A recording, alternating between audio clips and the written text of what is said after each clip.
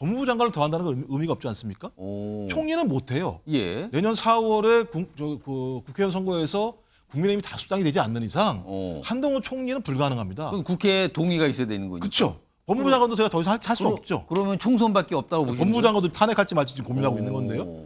전 그런 상황이기 때문에 유일한 탈출구는 국회의원 선거에 나오는 것밖에 없는 거죠. 근데 민생 얘기를 민주당이 얘기하면서 한동훈 출마가 민생과 무슨 관련이 있습니까? 제시카법은 민생과 관련이 있죠. 예.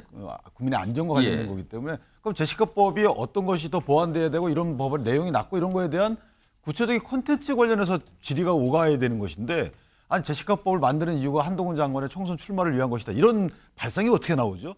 이거를 내가 발표하고 내가 책임지고 내 임기 안에 이걸 모든 사회적 논란과 이런 것도 잘 조정해 나가면서 가겠다 이런 의지로 저는 생각을 했어요. 설마 이 법을 던져놓고 국회에서 논란 벌어지고 사회적 논란은 벌어지고 그러는데 장관은 총선 출마하겠다고 이렇게 몸을 빼거나 그러시지는 않겠죠. 총선이 많은 분들에게 중요하시겠지만 모든 국민에게 그게 인생의 전부는 아니거든요. 저에게도 마찬가지입니다. 지금 그것 때문에 할 일을 안 한다? 그럼 총선이 이렇게 남아 있었으면 중요한 법 준비된 건 안 올립니까? 해야죠. 저희는 준비된 정책을 최선을 다해서 설명드릴 것이라는 말씀드립니다. 자, 김종욱 전 행정관. 지금 민주당에서 이른바 한국판 제시카법 이걸 좀 문제 삼으면서 이거 뭐 의식한 겁니까? 이거 총선하고 연결해서 질문을 하면서 그러고 나서 한동훈 대변인이 답변한 거거든요. 이거 민주당에서 질문한 취지가 뭡니까? 먼저 기본적으로 한동훈 법무부 장관의 향후 행보가 무엇이냐가 지금 초미의 관심사인 것 같아요. 기본적으로 말씀하신 것처럼. 근데 아시겠습니다만 그 민주당 같은 경우 초반에 한동훈 법무부 장관 초반일 때 막 세게 공격하다가 힘이 빠져가지고 역습을 당해서 매번 이제 예를 들면 국회에서 문제가 끝나고 나면 뭐 패배 이런 얘기들을 많이 들었었잖아요. 그런데 그걸 반전할 수 있는 기회가 없었는데 최근 상황을 보면 소위 이 검찰에서 제기한 이재명 당대표에 대한 구속영장이 기각되고 나서 따지고 보면 검찰 수사의 허점이 국민에게 드러나게 된 것이고 거기에 대한 상징적인 인물은 한동훈 법무부 장관일 수밖에 없는 측면이 분명히 있는 거죠. 그래서 제가 아마 지난주에 MBN 뉴스와이드에 나와서 한동훈 법무부 장관의 화양연화는 끝났다라고 말씀을 드렸습니다. 그 이유는 적어도 검찰이나 법무부가 수사를 잘한다고 국민이 생각할 때나 검찰 정치가 통하는 거죠. 근데 거기가 깨지는 순간 검찰 정치에 대한 국민의 신뢰가 없을 수밖에 없는 것이고 국회에서 아무리 얘기한다고 하더라도 과거에는 이유가 있을 줄 알았는데 지금 그냥 대통령이 싸우니까 싸우라고 한다고 생각할 수 있는 측면들이 분명히 있는 거죠. 저는 그런 측면에서 이제 한동훈 법무부 장관이 그 막다른 골목에 와 있다고 판단하는 것 같아요. 민주당 입장에서는. 이유는 뭐냐면 본인이 선택할 수 있는 길이라는 게 법무부 장관을 더한다는 건 의미가 없지 않습니까? 총리는 못해요. 내년 4월에 국회의원 선거에서 국민의힘이 다수당이 되지 않는 이상 한동훈 총리는 불가능합니다. 그럼 국회에 동의가 있어야 되는 거니까. 그렇죠. 법무부 장관도 제가 더 이상 할 수 없죠. 그러면 총선밖에 없다고 보시는 법무부 거예요? 장관도 탄핵할지 말지 지금 고민하고 있는 건데요. 전 그런 상황이기 때문에 유일한 탈출구는 국회의원 선거에 나오는 것밖에 없는 거죠. 근데 지금 국민의힘에서 뭐라고 얘기합니까? 험지로 가라라는 얘기를 하잖아요. 그죠? 강남을 가겠습니까? 아니면 영남을 가겠습니까? 험지를 가야 되는 상황. 제가 볼 때는 한동훈 법무부 장관의 처지가 참 딱하게 됐다. 저렇게 국회에서 말은 세게 할지 모르겠으나 제가 볼 때 이제 그야말로 막다른 골목에 가 있는 상황이고 그런 상황에 대해서 민주당에서 나옵니까 안 나옵니까라고 하는 계속적인 질문들을 한다고 생각을 합니다. 그것도 이제 뭐 어떤 법, 그러니까 정부가 했던 어떤 제도를 놓고 그것도 총선과 연관지어서 계속 민주당에도 물어봤다 이겁니까? 비꼬는 거죠. 나올 거야 안 나올 거야. 뭐 나온다고 되겠어? 뭐 이런 얘기들이죠. 알겠습니다. 윤기찬 변호사, 일단 제시카법 얘기인데 짧게 그게 뭔지 소개해주고 민주당의 저런 질문이나 저런 반응 어떻게 보십니까? 그러니까 성범죄자가 출소 이후에도 이제 거주지를 제한하자 이런 취지거든요. 그런데 저 부분은 사실 논란이 많은 법안은 맞아요. 그렇기 때문에 국회에서 논의가 돼야 되는 건 맞지만 그걸 지금 법무부에서 일단 정부 발의로 하는 겁니까? 그렇죠. 그런데 문제는 뭐냐면 뭐 사전에 당정협의를 했다는 거예요. 박용진 의원이 아마 당정협의를 안 했을 것이다라고 단정적으로 말한 것 때문에 본인이 만회하려고 자꾸 저 공격적으로 나오시는데 저는 개인적으로 제시카법에 대한 논란의 여진이 있지만 어쨌든 필요성에 대해서는 공감하는 국민들이 많이 있거든요. 그러니까 민생 얘기를 민주당이 얘기하면서 한동훈 출마가 민생과 무슨 관련이 있습니까? 제시카법은 민생과 관련이 있죠. 국민의 안전과 관련된 거기 때문에 그럼 제시카법이 어떤 것이 더 보완돼야 되고 이런 법의 내용이 낮고 이런 거에 대한 구체적인 콘텐츠 관련해서 질의가 오가야 되는 것인데 아니 제시카법을 만드는 이유가 한동훈 장관의 총선 출마를 위한 것이다. 이런 발상이 어떻게 나오죠? 그렇게 따지면 장관들은 아무것도 하지 말아야 돼요. 민생 관련된 일을 하지 말아야 됩니다. 예. 왜냐하면 혹시나 당신 총선 출마 여지가 있을 수 있으니까. 오. 그렇다면 정치인 출신의 옛날 법무장관들은 왜 그런 일을 했습니까?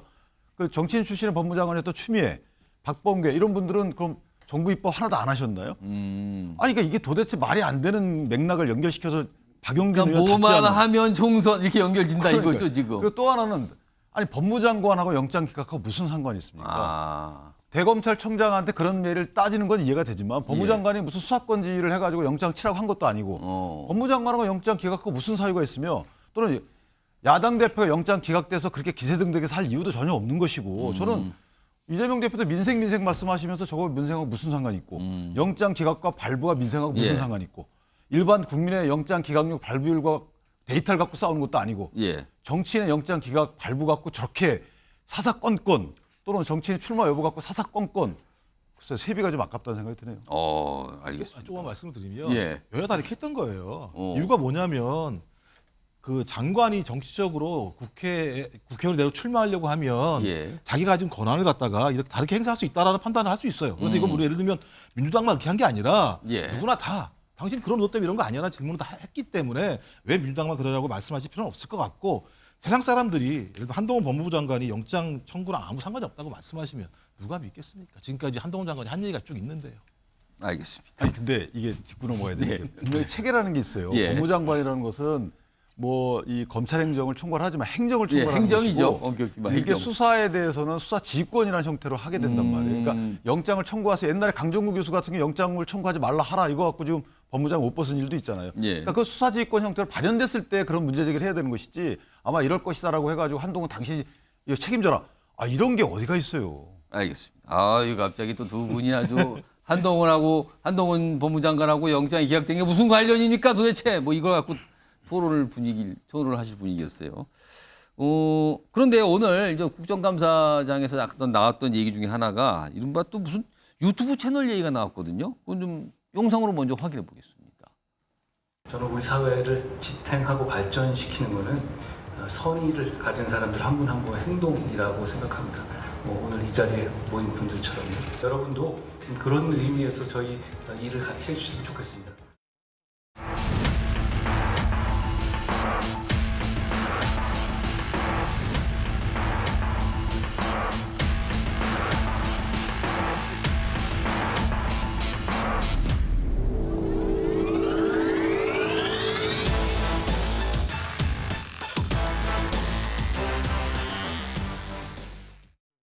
그러니까 법무부가 국민기자단이라는 걸 운영을 하는데 거기에 활동하시는 분이 유튜브 채널을 개설해서 뭔가를 올렸는데 한동훈 장관은 친송하고 뭐 민주당 쪽에서는 비판하고 뭐 이런 영상들이 많이 있었다 그래요. 그걸 민주당 쪽에서 문제 제기를 했거든요. 화면 좀 보겠습니다.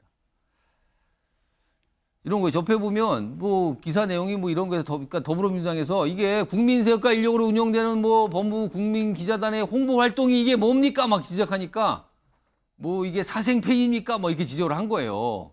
그 옆에 보면 이 영상들이 있거든요. 제목에 보면 대부분은 민주당 쪽 약간 비판하고 네, 한동훈 장관을 좀 높게 평가하는. 여기 보면 이런 거예요. 법무부가 적발했다니까 제대로 알아보지도 않고 한동훈 장관님 물어뜯으려는 칠승이는 누굽니까?